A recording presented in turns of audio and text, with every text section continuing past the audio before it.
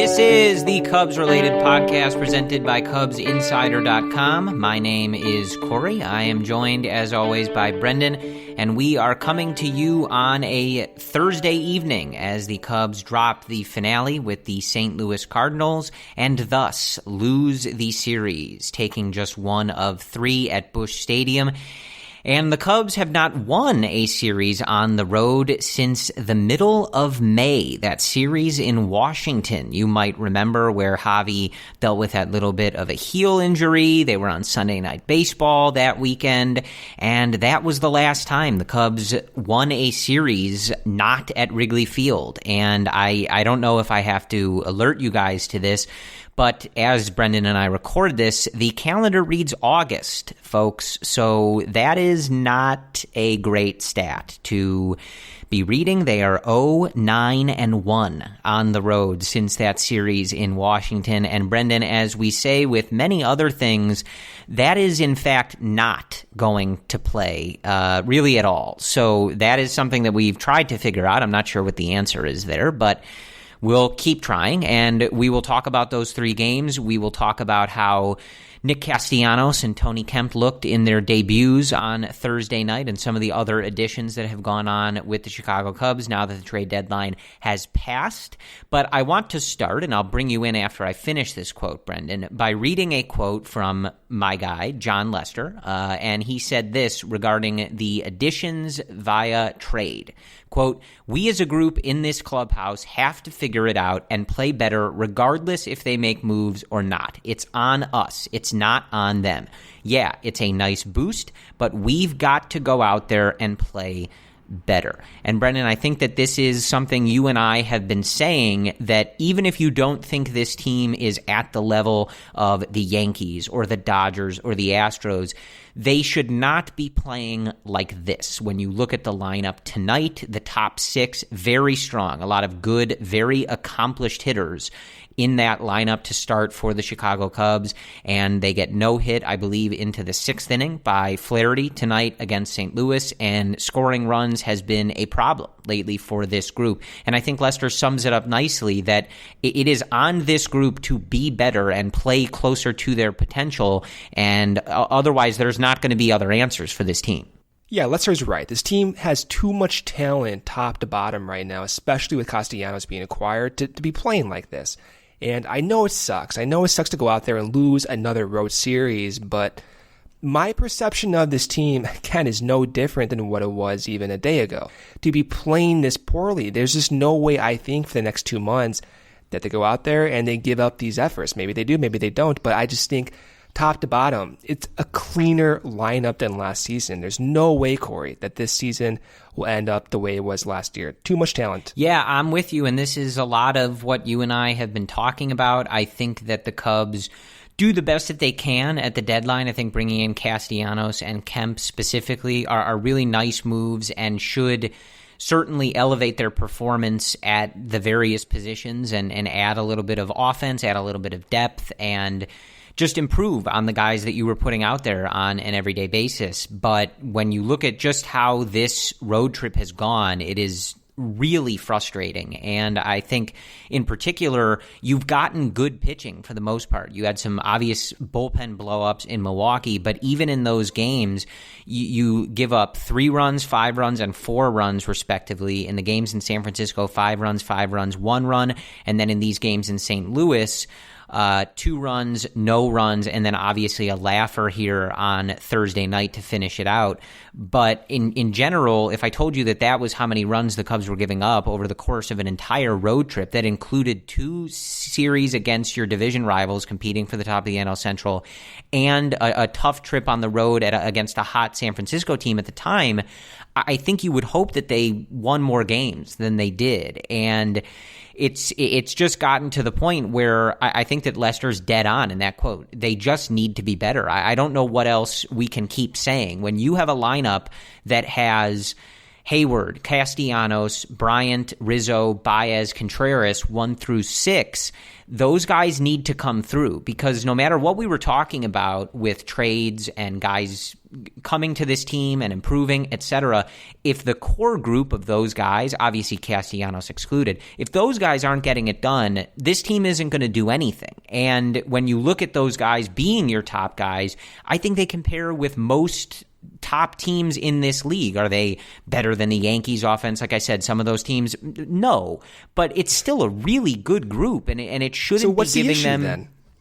You've got me. I wish I knew. I wish I knew the answer. We have to talk through this. Like, what is? It's been 2 months, Corey, where they go on the road. Right. They don't perform against these teams. It's been 2 months. The only thing that I think you could point to would be that their approach just is not good at the plate right now. Whatever they're doing to prepare for these pitchers. Well, what else? What else is it? I mean, all of a sudden, Rizzo and Bryant and Baez and Contreras, these guys just aren't good and can't be part of a good offense. I don't think that's the case. Yeah, but I feel as if it's more of like a systematic issue right now, where despite some of these good numbers, at times, even in high leverage situations, the approach does change. And that's not going to change, I think, this season. That's going to be something that has to be addressed in the offseason. So I think I'm at a loss, but at the end of the day, I do think this is an issue that just can't be fixed right now. It doesn't mean they can't win despite this different approach, but it does make things more challenging. Right. And I think the problem, too, is you look at this group now, and they came out of the All-Star break and had a successful homestand. They won all 3 of those series. They sweep the Pittsburgh Pirates, and you're thinking, okay, things looking a little different here. But with this road trip now doing just the opposite, they lose all 3 of these series. They don't get swept in any of them, but they lose 2 of 3 in 3 straight series here. Their record has not really improved over that stretch. So when we were heading into the All-Star break, we kept pointing out that they were under 500 in the month of June, and we thought that with the All-Star break, things would be going in a different direction, and now they're not. So now you're able to look back and be like, this has been a pretty mediocre team for close to, 2 months now, Brendan? Yeah. Like, that's a long period of time. That's not a small sample anymore. So I'm not saying that this group is mediocre. I've repeatedly said that I don't think that. But the sample is starting to grow, that something is holding this team back, and this is how they're playing over a sustained period of time. And it gets... But I feel as if that was the same conversation we had in 2017 for the first half when they went, 43 and 45? Right. A lot of the conversation was, why are they not hitting with runners in scoring position? Right. And I guarantee you, if we go back to our podcast 2 years ago, we said, hey, they're too good for this. They're going to get it together. Oh, no, this is a systemic thing. This is not new. This is the third year, dude. This has been happening. And there's no doubt about it. There's no doubt about the issue. The batted ball portfolio with runners in scoring position is different. It just is. For whatever reason, it's different. This is the 3rd straight season now, Corey, and that has to start up at coaching, at front office decisions to bring in this developmental staff. That's got to be one of the issues.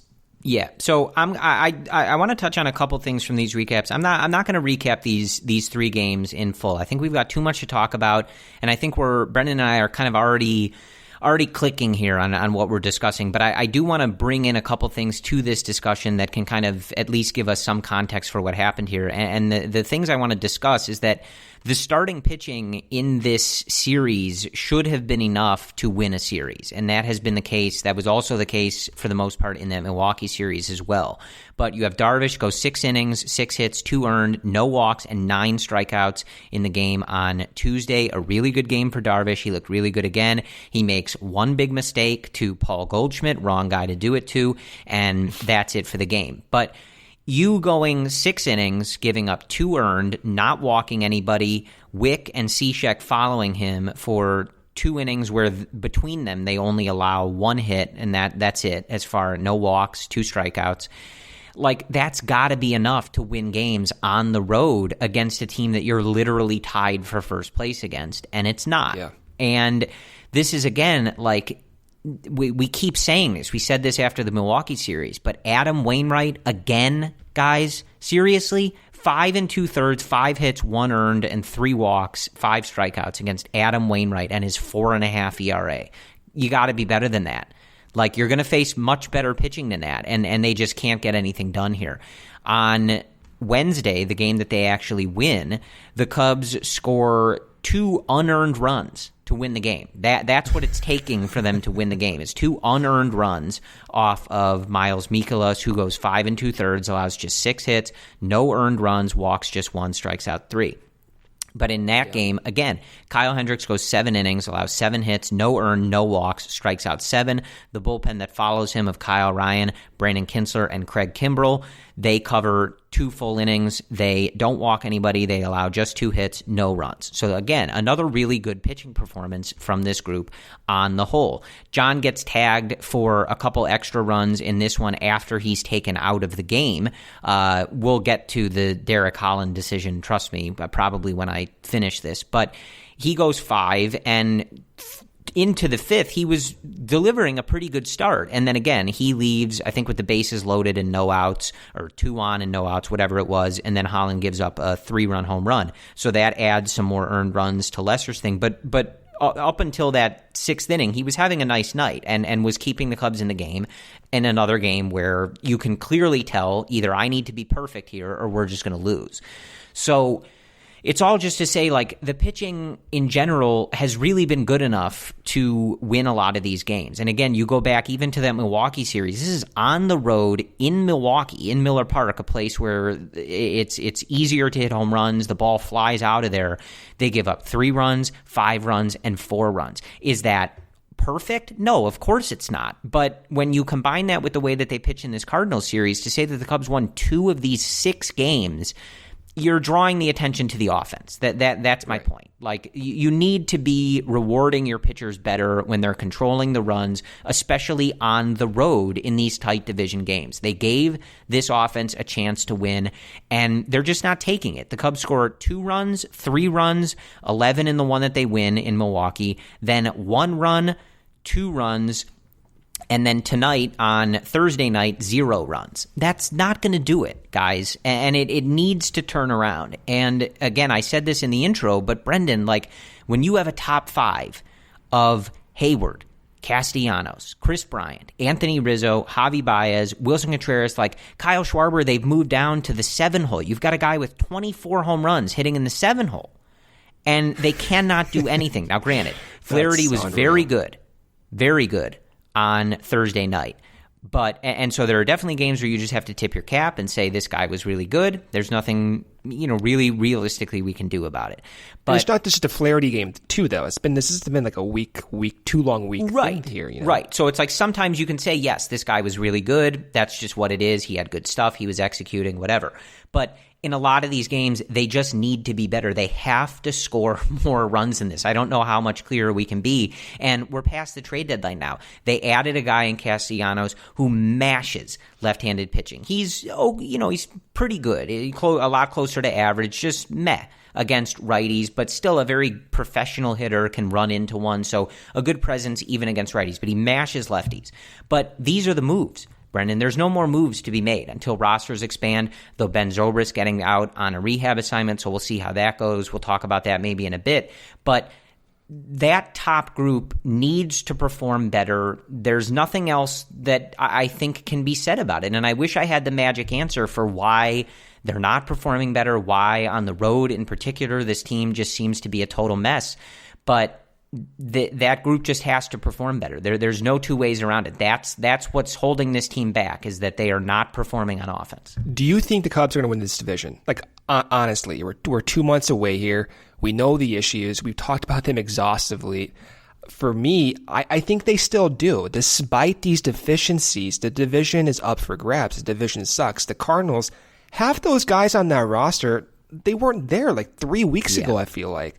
Milwaukee has 0 pitching whatsoever. It's basically the Christian Yelich show, and then that's it.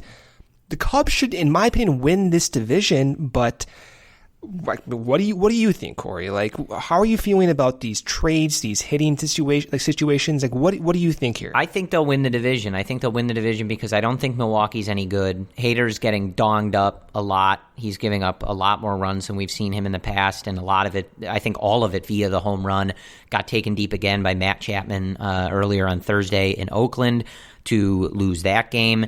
So I think that that's an issue for them, and their starters are just not good and not deep. And yeah, I mean, look, like if Yelich is going to go off again, then we'll see. But I think St. Louis is the stronger of those two teams, and I think it's close. So you've got it to within one on August 1st here, and you're headed back home. So hopefully you can make that hold up. But it's going to be a tight race. I mean, look, again, like at this point, you've got 2 months of baseball left. So you're talking about the smallest margins of errors, like losing these games late, little things, one-run games, etc. This might ultimately be what decides this division because you're just not playing with that much runway, right? It's only 2 months. Right. So that's a very small sample of baseball, and anybody can get hot, anything can happen. And so I think that they pull it off, but you and I have been on here saying that we just expect this group as a whole to be better for several weeks now, and it just isn't happening. So I am kind of at a loss to a degree as to what exactly this team needs to do and what is 100% going on with this group, because they just don't look good. And you're right. Like, we just have so many at-bats where these guys get in scoring position and you just don't feel confident that they're going to push it across. I mean, how confident are you? We like, thinking back to like 2016, this team, you felt like they used to put up crooked numbers and big innings and 30 pitch innings for the pitcher and stuff like that. It doesn't feel like this team is even capable of that right now. It's like we're lucky to get a couple base runners in an inning, and for the life of me, if they're going to score, right? Yeah, man. I don't know. I keep operating under the idea that you just got to get in, and the Cubs are more than capable of winning this division because it's just not the best. And you get into this small sample size series with this pitching staff, with this talent up top in the lineup. Now it's extended with Castellanos. This should be enough. This is a World Series contending team despite these deficiencies. It's a weird place to be in because we know obviously what the issues are, but we know what the potential and what the ceiling is. We know what it is, and that is giving me confidence going forward. But in the back of my mind, like, I'm thinking, what if this doesn't get fixed? Like, what if this is going to persist for 2 or more months? Then where do you go from there? But that's going way deep down a rabbit hole I don't want to go into. But again, my thoughts are, you got to get in. I think the Castellanos deal, the Kemp deal, gives you that depth. Maybe Zobrist comes back, gives you some more depth. And my attention right now strictly is towards Javi Baez and Chris Bryant. Javi Baez has walked on only 2% of his plate appearances since the start of June. And Maddon has moved him down now to the 6th spot. Chris Bryant, since his knee injury, has not looked good. And 27 plate appearances now, just not looking like the guy he was even 2 weeks ago. So my focus is towards those two guys, because if they're not going to be playing optimally, then this team's not going to have that chance. It's going to go and look like the same team as it was last year in September. So that's where I'm at. If Javi Baez and Chris Bryant are performing the way they need to perform, the lineup should shape up. I think Schwarber's looked a lot better. I like Happ being in there with his walks and his plate approach, and Castellanos, of course, we know his skill set. Corey, this should be enough, and it sucks to keep talking about this, but this should be enough. Right, and you do. I think you bring up a couple names like Javi at around like a 780 OPS in his last 120 or so at bats. It's about 30 games, and that's not bad, especially for the defense that he provides. But that's not the level we've seen him playing at over the last year plus. So that's obviously sort of part of what's going on here. Rizzo obviously in a bit of a power drought for a good while here, despite that grand slam that he hit at Wrigley. And KB just doesn't look right. And he goes through these stretches. We saw at the beginning of the year kind of a similar thing. But we just need these guys to be coming through with more authority in some of these situations. So I do think that having Castellanos in there is a big boost. He obviously gets the only hit on Thursday night, which, welcome to the Cubs, Nick. Here you go.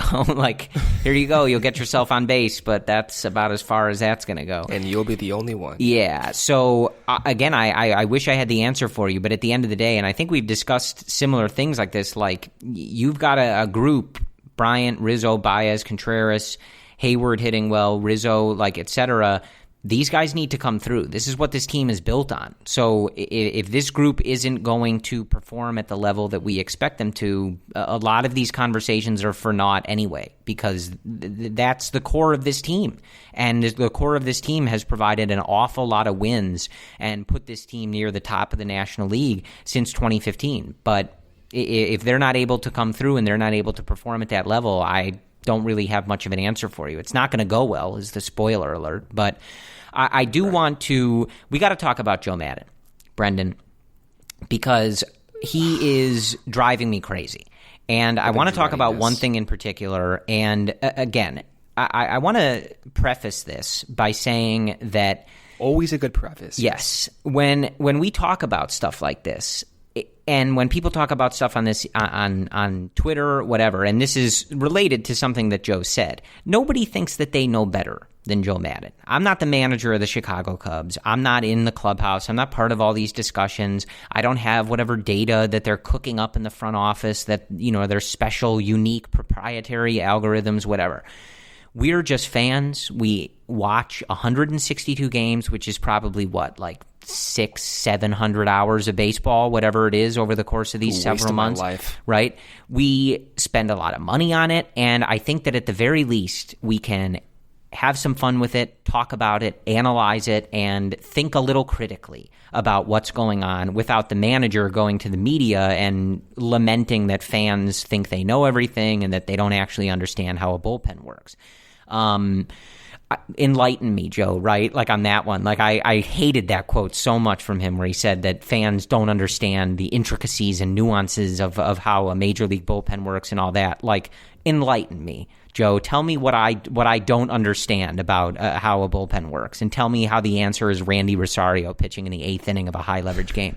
But a separate thing. I want to address something in particular that he said today, and how it contrasts with the way the game was managed just on Thursday night, because this is the type of stuff that I do think the fans are right to get a little frustrated about, and it doesn't make them nitpicking or complaining about the manager, but it's literally just sort of them looking at what their manager is saying and trying to make some sense of it. And so earlier today, about 7 hours ago, as I'm recording this at about midnight in Chicago, Joe Maddon said that the time has come and gone in the season to play guys for developmental purposes. Quote, "It's big boy time," end quote. First of all, where have you heard that before, right? I've been saying that on this podcast for 2 months probably, that the time to worry about Albert Almora's development was not right now when you're one game out or tied in the NL Central, right?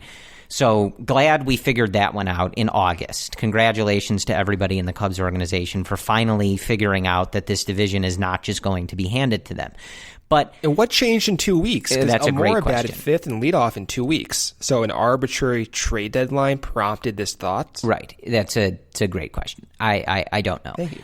But then reconcile that, if you will, Brendan, with Derek Holland coming into tonight's game in a 3-0 game in the 6th inning, turning Matt Wieters around to the right side and immediately serving up a 3-run home run. Now, we talked about it. It was written about pretty much everywhere, and Theo even spoke on this directly. He spoke about Derek Holland specifically in this regard, saying, quote, "Obviously he started the year starting for them, and then went into more of a long role. But I feel like we have a chance to maybe, initially at least, target his role where he's matching up against lefties. Put him in a position to succeed. I think there's a real chance that he can help us." And so why are we harping on this? What is the issue that we are worried about with this particular thing? Well, folks, Derek Holland has an opponent's OPS of 1,012 against right-handed hitters.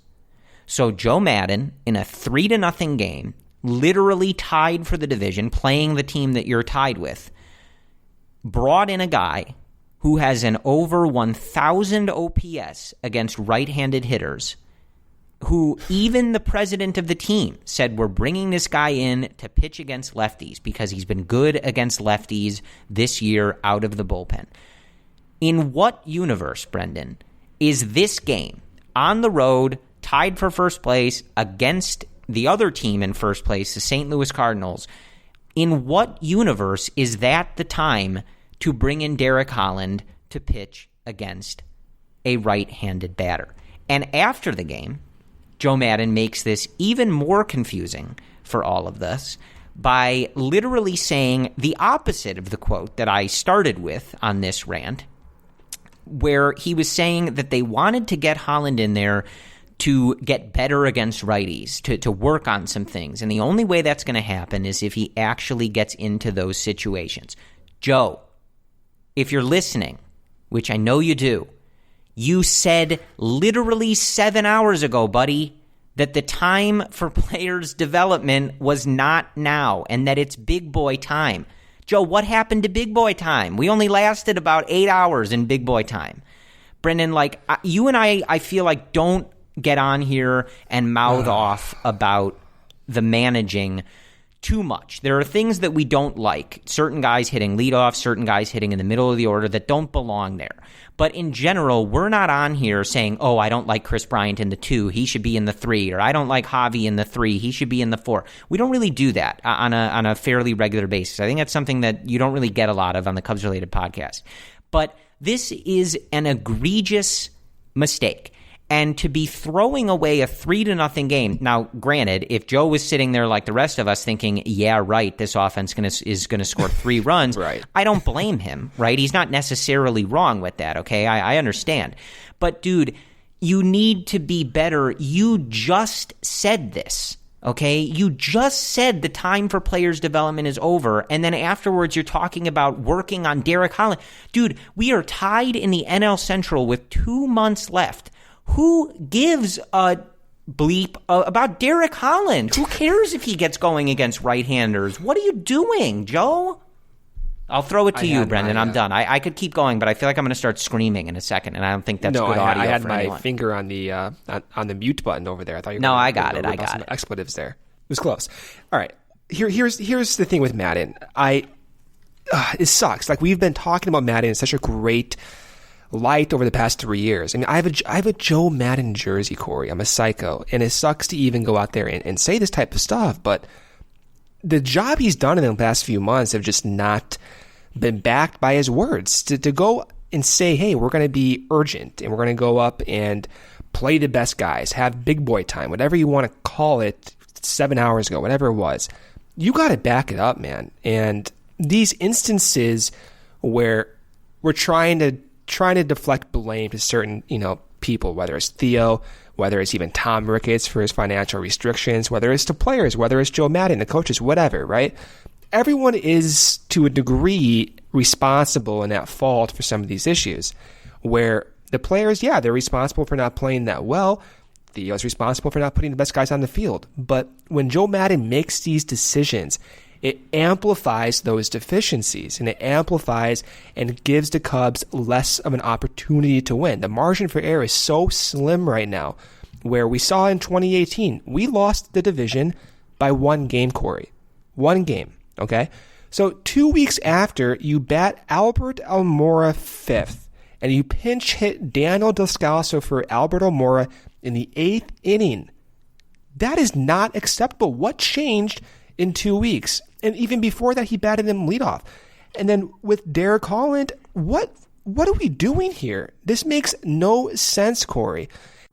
Well, and Brendan, and we just got off a weekend where we saw Robel Garcia lead off in a few of these games. And now which he's was in another, AAA. like, what kind of decision is this? Like, right. What's going on here, guys? Right. And so, like, riddle me this. How do you make the argument that Robel Garcia, who's now in AAA, should have been leading off for multiple games. So you want to give a guy who just got not demoted but optioned the most at-bats in one baseball game, multiple baseball games. That makes no sense to me, Corey. And again, this is not to say all the blame is on Joe Maddon. It's not. I don't even think it is. I think a lot of the blame goes right up top to Theo and even management above Theo with Tom Ricketts. I'm not going to say he's solely responsible. But again, these types of issues are magnified. They're completely unacceptable when you have a margin for error that is so slim. And Joe Maddon is right now not suitable to make these types of decisions. He's cost some of these games, unfortunately. And it sucks, dude. It sucks. I've been such a big Joe Maddon fan. The culture change, the entire 2016-2015 change that we saw from previous years. It sucks to even talk about him in this light, but he needs to improve as well, man. And if you're not going to go out there and back what you say to the media, don't tell the media this. Like just close your mouth, man. I have this one quote too that I want to bring up, and I think it does summarize the change in Joe Maddon's tone from now and even 2 years ago, where after Game 2 of the World Series, which, by the way, the Cubs won that World Series that year, he was asked about some of his bullpen decisions. And he said, quote, "The second-guessing component to me is part of the game, and I embrace it. I kind of enjoy it," end quote. That was 3 years ago, Corey. Maddon today said, quote, or rather a few days ago, quote, "Fans, again, they have this ridiculous concept about bullpens and bullpen management." What is that? How do you change your tone within 3 years? There's no reason to tell Jesse Rogers this. There's no reason to tell Patrick Mooney this. What are you doing, man? And even Theo is at fault for doing that in his 2018 end of season press conference. Don't say these things then if we're not going to go out there and back it up. You add fuel to the fire and you open yourself up to criticism. These players, after they lose these games, they're answering these questions about your freaking words, guys. Like, come on, you got to be smarter than that. Yeah, and that was the quote I was referencing before when I kept saying, "Enlighten me, Joe." Like, tell me what I don't understand. That was the quote that you just read, Brendan.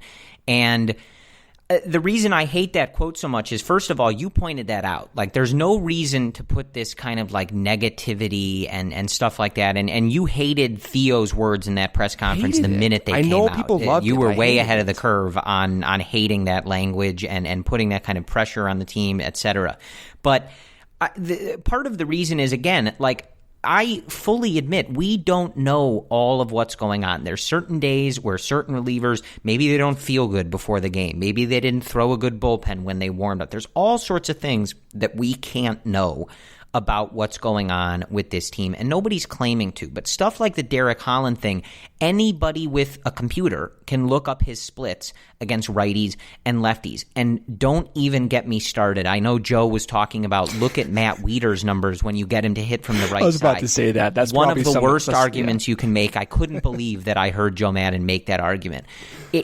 Turning a hitter around to his worst side doesn't make your pitcher better. Guys, why would that be the case?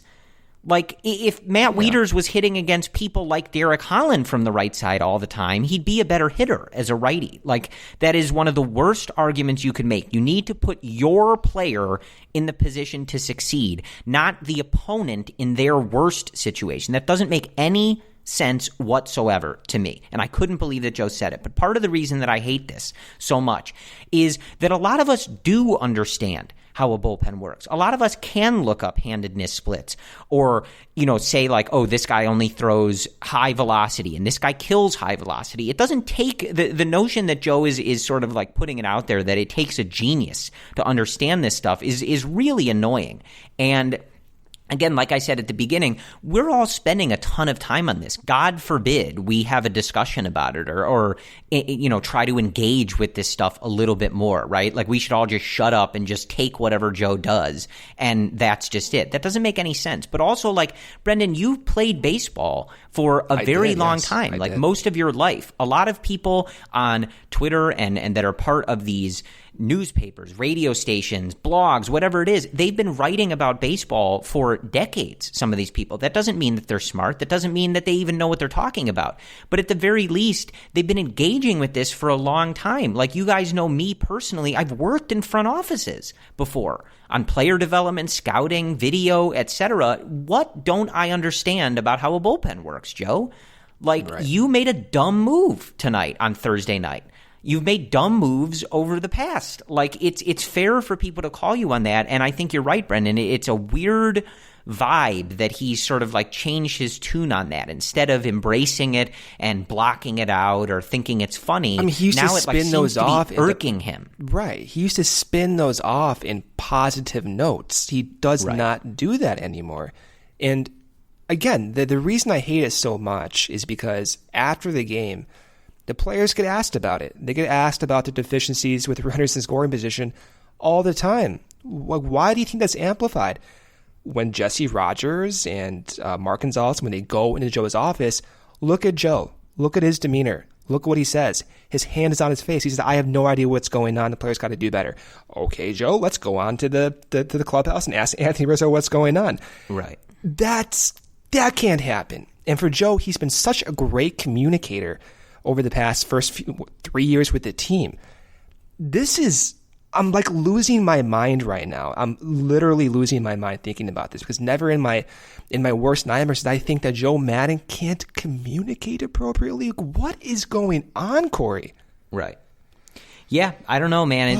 It's very frustrating. And I think the key here is that I would say every team probably has issues with their managers, some to a much greater degree, some to a lesser degree. And the key, though, is that when you're in a division race where you have the top three teams separated by just a couple games, every decision matters. And I think you were dead on, Brendan. This does not mean that Theo gave him a perfect roster or that Tom Ricketts spent enough money to make this a perfect roster in their competitive window. I think both of those two guys failed in those regards on their own.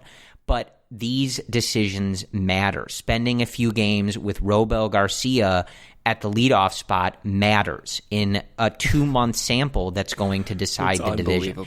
Using Derek Holland in a situation that he was explicitly not brought into, right? That matters in a playoff race. I mean, I remember the article. Brett Taylor of Bleacher Nation tweeted this out the minute they got Derek Holland. And he said, I know you're looking at his numbers and you're probably kind of meh on it, but just know this. He's been good against lefties. He's been awful against righties. So if he gets in there against righties, you can rage. And what is this, his third appearance on the team, Brendan? It took 3 outings for this to happen? In the 7th inning, Corey. Come on, man. Like, we got to be better than this. This stuff matters at the end of the day. And just like John Lester was saying, everybody in this clubhouse needs to be better. The offense needs to be better. Joe Maddon needs to be better. He said 8 hours ago from this recording that it was enough of worrying about player development, and that didn't last for one freaking game, okay? You got to be better, and at the very least, get your messaging together, okay? Figure out what you're saying to the media, and then try to act on it if you're going to make it worthwhile to say. So it's frustrating, Brendan. I don't think we rail on Maddon that much. I think early in a lot of these years, we've defended him and said, like, especially early in the year, like, he didn't sign Daniel Descalso. Like, what do you want him to do about it? Like, that's who's on the roster, right? Early in the year, like, Carl, Brock, those guys blowing those games in those early series on the road against Atlanta and Milwaukee. Like, he didn't put those guys on the roster. At some point, he's got to use those guys. He's got to see what they have. He can't just use Cishek every day, right? And then we yell at him for using Cishek every day later in the year. So there's a lot of stuff that you can't necessarily blame him for. You have to at least give him somewhat of a pass for. But a lot of this stuff is really adding up over these last few weeks, and it's getting very frustrating. But I don't want to just sit here and rail on Joe all night. I do want to transition to a couple things that I brought up before and just get your thoughts, Brendan, on what you're thinking the projection here going forward is going to be. So Cole Hamels is going to start for the Chicago Cubs on Saturday against the Milwaukee Brewers. He's going to be back. He's looked healthy and good. I think the velo reports and everything have been good from those starts in the minor leagues. And Ben Zobrist is going to get out on a rehab stint. He's going to start with the South Bend Cubs, and he needs to be activated by the 31st of August to be eligible for the playoffs. So obviously that's a considerable amount of time, probably much more than he would need. But in case it is a slow burn, he doesn't look good or he's uncomfortable emotionally, whatever it might be, I don't really know what to expect here. He needs to be back on the team by the 31st if you're going to have him in the fold for the playoffs there. So wanted to just get your thoughts on what you're thinking about from Hamels in particular, anything that you're expecting there, any worries about lingering issues with the injury there, and just what is your realistic expectation for Ben Zobrist? This is kind of uncharted territory for you and I as far as talking about this team. This is a unique situation that Zobrist is in, and I don't really know how to... I don't know what to expect. I don't know whether to expect him to be a shell of himself, his normal self. I really don't know. And I think the fact that obviously he's 38 years old, so this is not some young guy, just some easy situation. But what are you looking for here from him? I have zero expectations for Ben Zobrist. I hate to say it, but he has not even been playing baseball or training to be in baseball shape for the past few months. I was reading about how he's going to Class A in South Bend to get into baseball shape for 3 weeks. Like, he has not been doing anything, Corey. He's been so preoccupied, justifiably so, with real life stuff. So, as a fan, I have zero expectations for Ben Zobrist. But if there are any silver linings, like even last year, he had his highest batting average of his career at 305. He produced 25% more runs than your average hitter. He had a great year, one of his best years as a player, as a 37-year-old. So, he's a guy who, if anyone's going to do it and come back in this type of hiatus, maybe it is Ben Zobrist, but I'm not going to be expecting anything at all. For Cole Hamels, you baited me there. Are you worried about any lingering issues? Yeah, I'm worried about lingering issues. The obliques always scare me because you never know the lasting effects. You don't know what's going to happen to his velocity. You don't know if there's going to be any type of mechanical shift. And one of the reasons I think it's kind of disconcerting is just because he's had oblique injuries that he said changed his mechanics. He changed his mechanics, what was that, in 2017 after his oblique injury? So, yeah, I'm a little concerned with that, but Hamels will learn from that past experience, and I think monitoring that in the first game or two, you'll be able to tell if he's healthy and ready to go. So I don't have an overwhelming sense of concern. It's just in the back of my mind, it's like, hopefully he goes out there and he's repeating his consistent mechanics, because if he goes back into that 2017 stage post-injury, then yeah, it may not be the best, but I don't expect that to happen. I expect Hamels to handle this. He knows what he's doing. He said he'd be very, very careful with coming back, and I trust his judgment in coming back right now. Yeah, I think I agree with you, especially on Hamels. I think he was pretty open about his coming back too early the first time this particular injury happened, and knowing that he did that. So I think that he's probably got a pretty good idea of where his body's at and what this should feel like, and he would know if there's something off. I think obviously anytime you have a guy coming back from injury, you give him a little leeway that maybe he's not as tight and succinct as we saw him when he left off, when he was on a real tear for this team.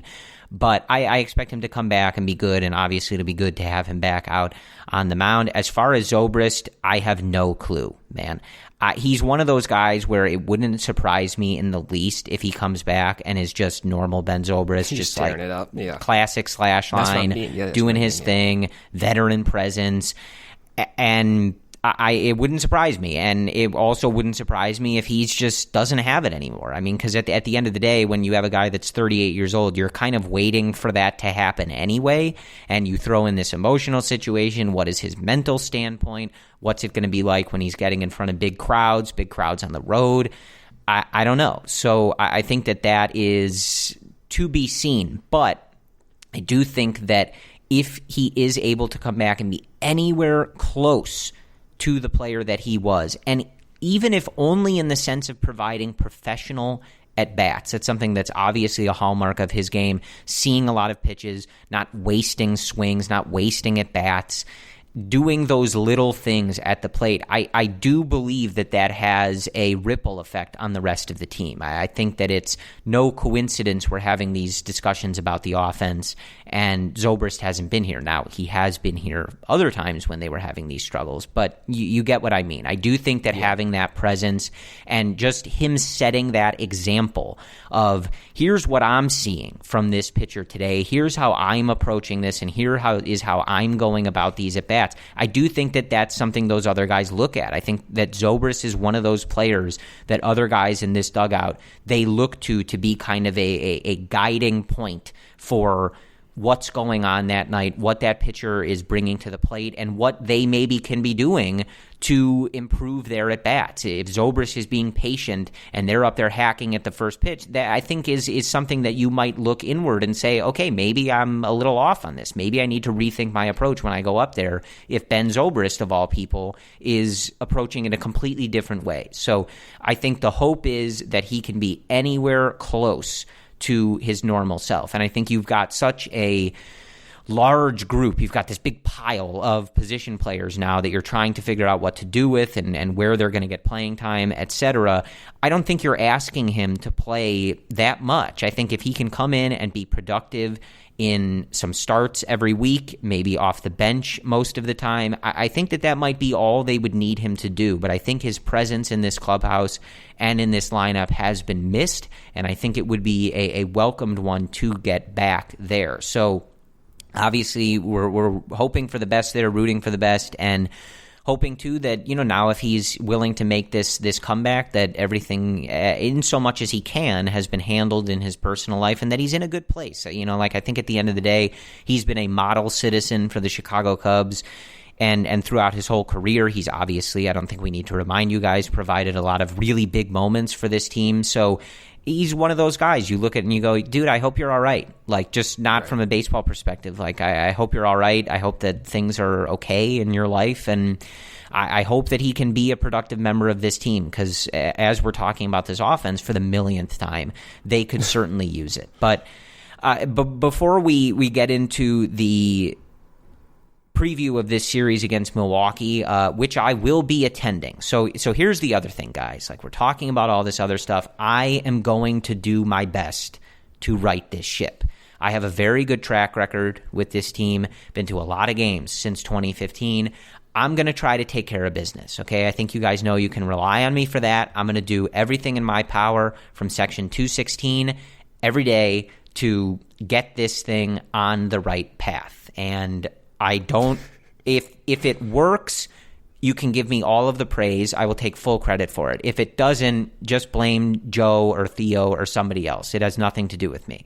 So that's what I've got. But really, Brendan, like, I think it's pretty simple. Like, Castellanos adds a much-needed presence against left-handed pitching. He kills left-handed pitching. I know you talked about it on the emergency podcast last night, that he's also one of those guys who he should thrive at Wrigley Field. He should eat those alleys alive. There are so many balls on his spray chart where you look and you know that they're dying on the warning track, or they're going 400 feet in Comerica Park, and somebody's catching them, or they're, maybe a double, but it should be a home run, whatever it is. I think he's going to thrive at Wrigley Field. He has the perfect swing for it. He's got the perfect batted ball profile, spray chart. I really think he's going to do some damage in that ballpark.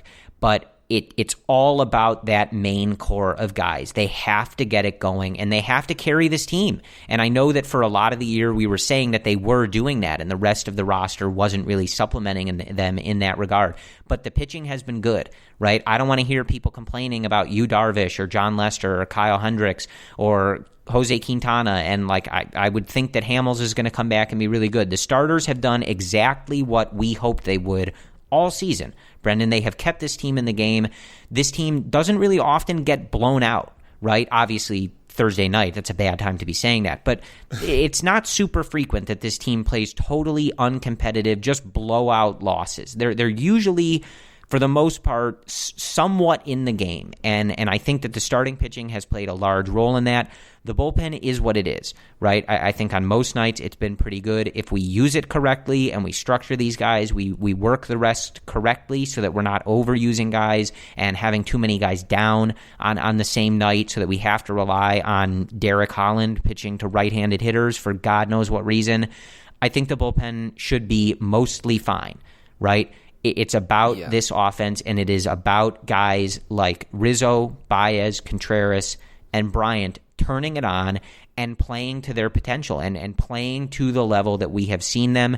And I think if they do that, they're going to win this division, and I think they've got a chance to succeed in the playoffs. If they don't, then you're going to see more games and more series like we did in Milwaukee and St. Louis, where you are just utterly frustrated by their inability to get that big hit, get that big inning, put the starter on the ropes, etc.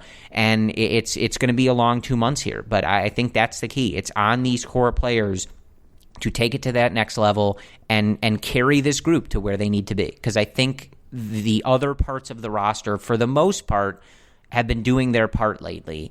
And I think it's on those guys to kick it into gear here. So let's preview this upcoming series against the Milwaukee Brewers. So Friday, first of the 3-game set, begins at 1:20 p.m. Central Time. We have Zach Davies on the mound for Milwaukee, 8-4 with a 3.56 ERA. He'll be facing Jose Quintana, who's 8-7 with a 4.47 ERA. On Saturday, Gio Gonzalez back on the mound for Milwaukee, 2-1 with a 3.48 ERA. Almost no hit the Cubs last time out, so that's fun. Cole Hamels will be his opponent that day. Coming back from his oblique injury, first start since June 28th, he's 6-3 with a 2.98 ERA. On Sunday, the final game of the 3-game set, we have Adrian Hauser from Milwaukee, who's 4-4 with a 3.99 ERA. He'll be facing Yu Darvish, who's 3-5 with a 4.46 ERA. You got to win. I mean, simple as that. We're getting to the point where we're dissecting all of these performances. And trying to predict what's to come, we're past that stage. There's 60 games left? Is that what it is? Or no, it's like we're 2/3 through this season right now. You got to go up there. You got to play the best 9. No more messing around. I swear to God, Corey, if Derek Holland faces another righty in the 7th inning or later, I'm going to lose my mind. I may not even be able to do this podcast anymore. So it's that simple. Go out there, best 9. Continue to have quality pitching performances. Continue, hopefully, to get plus performances from Schwarber. Happ continue to have good at-bats. And KB looking like his normal self. And Rizzo looking like his normal self. And the rest of the top 5 performing the way we know they can. It's just that simple, Corey. Yeah, that's what it is. And I think that's kind of the frustrating part. I think over the last few days we have seen better lineups and better structure like that. But it just hasn't translated. So you got to turn it on at home. If you're going to be this bad on the road, if you're not going to win a series from May 17th on the road, you need to take care of business at home. It's pretty simple. So that's really what it is. And you got to be better against Milwaukee. And Oakland's a tough team, man. That's not an easy team that's going to come rolling into Wrigley Field. They've got a lot of pop, and they're that is not going to be an easy series. So this is a tough homestand. It's only 6 games, and it's the Brewers and the A's here. So that's Corey, did you see that latest quote by Joe Maddon? Sorry to interrupt you there, but I'm fuming again. Did you read this? Oh, okay, good. Yeah, right, go ahead. This is ridiculous. This is exactly what I'm talking about. So this is what he just said. Quote, when he was let me backtrack here. So he was asked, what is the problem with road series? Why do they keep losing on the road? This is Joe's response. He would have never said this 3 years ago. He said, quote, I wish I could. I don't have an answer for you. I don't. I honestly do not have a solid opinion. I don't. I normally do, but I cannot put my finger on this one. It's perplexing. Joe, you cannot say that, man. Come on. You're taking the bait. What do you think these guys are going to do? They went out there and they asked John Lester the same damn question because you didn't give an answer. Come on, Joe. You got to be better than that. That's exactly the tone I'm talking about, Corey. Well, and, I mean, to play devil's advocate, right? Like, Joe, who should we ask, man? Come on. Like, this is your job as the manager, is to have an answer for stuff like that. Is it that hard to say, you know what, I think the team is going to perform better on the road. I understand the fans' frustration, but I have so much confidence in these guys. I love the new acquisitions. I love Castellanos in that lineup. I have the utmost confidence in Ian Happ performing well. It's easy. It's so easy. Come on. You got to be better than that. Yeah, I mean, man, like, if you don't know who should I be talking to? Who knows? Like, like, you're the manager, man. Like, this is what you're here to do. He never used to do that, dude. This tone is just so nauseating. Very weird.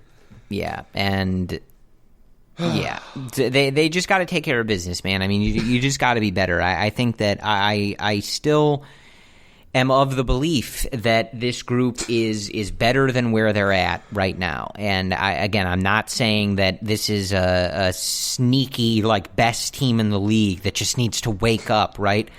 But I'm not done yet. Winning a road series. I got to read this next one, Corey. Sorry to interrupt you guys. Go ahead. I'm going to lose my mind. This is insane. So he went on to go and say, but we've got to be better offensively, hopefully by getting home a more familiar backdrop. I don't know. End quote. That's what he said. He literally said on the end, I don't know. Joe, come on. Okay, I'm done with this. This is ridiculous. Yeah, I mean, we need a little more direction than that. I understand that he's frustrated. I'm sure there have been many points in the year where he's been frustrated at the roster that he was given and stuff like that. But you're the manager, man. You got to have these answers. Nobody else is going to come up with these answers for you, and you're the one that's ultimately making a lot of these decisions. So if you don't know what's going on, you shouldn't be in charge, right? Like, I don't want to. We'll save that discussion for another day. But like, if you don't know what to do, you don't know what's going on. Well, I mean, the easy counter to that is then we probably need to find somebody who does. So. Again, I don't want to go there right now. It's a discussion for another day. Can't do it, yep. But I'm just saying, like, that's the easy response to that. Like, I'm not getting paid to have the answer to why my team can't win on the road. So, I'm just saying that somebody is. But you got to take care of business here. And look, like, I don't want to scare anybody, but this is not going to be an easy month of baseball. So they play these 2 series at home against Milwaukee and the Oakland Athletics. And then they have a 3-series road trip, but starts with a 4-game set against the Reds. So you go to the Reds for 4. You've got 3 in Philadelphia and then 3 in Pittsburgh. So this is not going to be an easy stretch. And they have some off days in there. So, I don't think we're going to have to go through like we did last year. Like, oh my God, they played 1,000 games in so many days. But this is, you've got tough teams coming into Wrigley Field, and then you're headed out for a lengthy road trip from the 8th until they'll get back home on the 19th. So that's a decent chunk of time. And when you haven't won a road series in 10 straight tries dating back to May, that's a daunting little stretch here. So especially depending on what you do against Milwaukee, you really don't want to head out on the road in a bad spot in this division. So obviously you didn't take care of business here on the road against the Brewers and the Cardinals, but you've got a chance to rectify that at least a little bit here against the Brewers. So you're going to need to do that, man. It gets to a point where I think Brendan and I try to be as rational as possible, and this group has a ton of talent that has performed over large samples. Like, a lot of these guys have track records that are several years. Like, this isn't just blips we're reading into or anomalies or anything like that and just being like random homers for the sake of being homers. But this is a time where you really do need to cut the BS. This team is not performing well enough. And we keep saying it. If any team in this division got their head out of their butt, the Cubs would be in a mess of trouble right now. They are screwing around, and they have let this division come down to 2 months of baseball where you're going to be going head-to-head with these teams a good chunk of that time. So there's no more BS anymore. This team, no matter how much talent we all think that they have, no matter how good we think they should be, they haven't done that. And it's August, guys. The trade deadline's over. This is the roster until rosters expand, but then it's still just your organization. So they have not done good enough, and they need to figure it out now.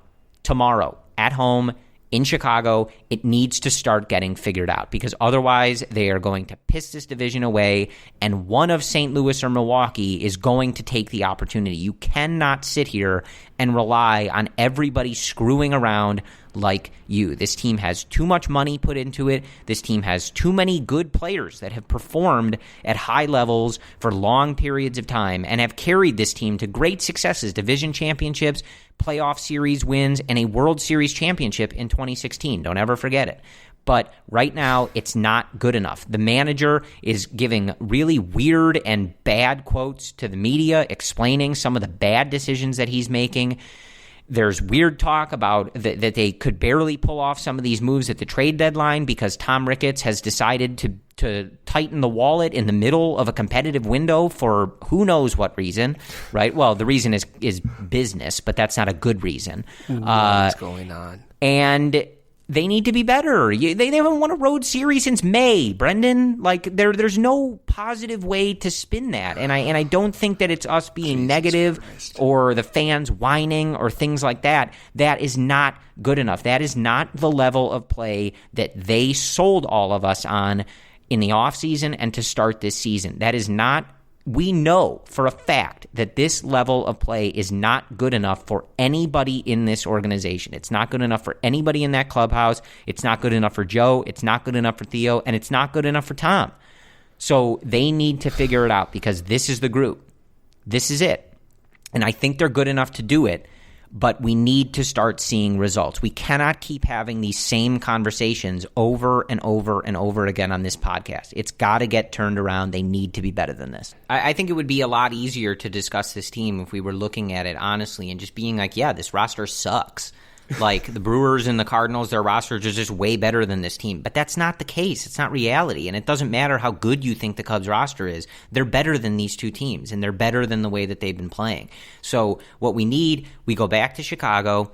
And like you said, Brendan, we got to start playing Chicago Cubs baseball. Let's get that top 6 going so that we've got Javi Baez coming up in the 5-hole, Wilson Contreras coming up in the 6-hole, hot and hitting like we saw earlier in the year. Brizzo carrying this team. Castellanos being a good addition. Let's get some Schwarbombs from the freaking 7-hole, and let's get this offense going. It's got to get kicked into gear, and it's got to get kicked into gear now.